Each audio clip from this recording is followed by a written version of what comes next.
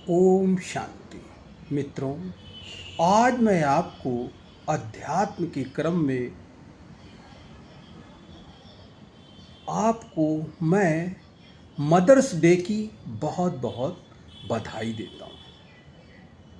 आज सभी बच्चे, सभी परिवार के लोग अपनी माँ को प्यार दे रहे हैं, उनसे आशीर्वाद ले रहे हैं।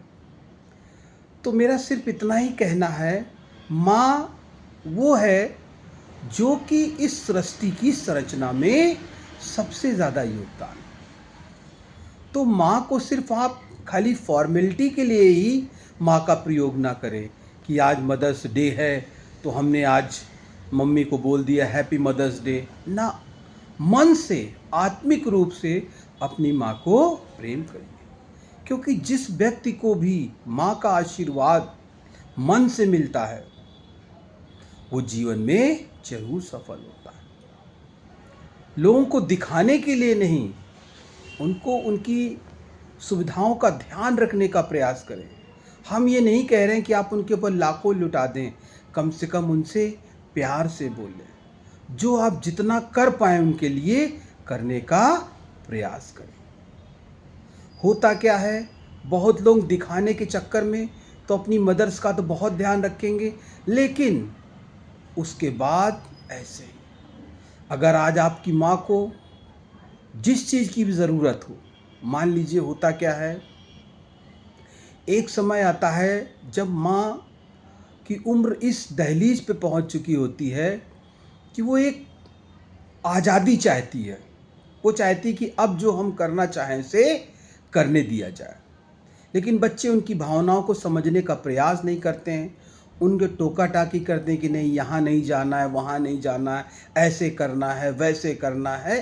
गलत है। माँ की भावना को समझिए, उनकी जहाँ पे इच्छा जाने की है जरूर जाने दें। मान लीजिए कि आप उनको घर में बैठा देते हैं और सारी सुख सुविधाएं देते हैं तो बेकार है बेटा। तो अपनी माँ की इस भावना का जरूर ध्यान रखें कि वो कहीं भी जाना चाहती हों, जहाँ उनका मन है, यात्रा में जाना चाहती हैं, रिश्तेदारों के यहाँ जाना चाहती हैं, कहीं भी जाना चाहती हैं, तो आप उसको जरूर देने का प्रयास करें। कुछ नहीं है तो कम से कम प्यार से तो जरूर बोलें। ये जो व्यक्ति कर ले जाएगा अपने माँ बाप से, वो समझ लीजिए कि भगवान उस पर अपनी सब कुछ उड़ाते हैं, सारा सब कुछ देने का प्रयास करते हैं। क्यों? क्योंकि माँ ही तो जननी है, माँ ही तो सब कुछ है, माँ ने ही तो इस सृष्टि की रचना की है। इसलिए माँ का सम्मान मन से करें, आत्मिक रूप से करें, आध्यात्मिक रूप से करें, ना कि कोई दिखावा। ओम शांति।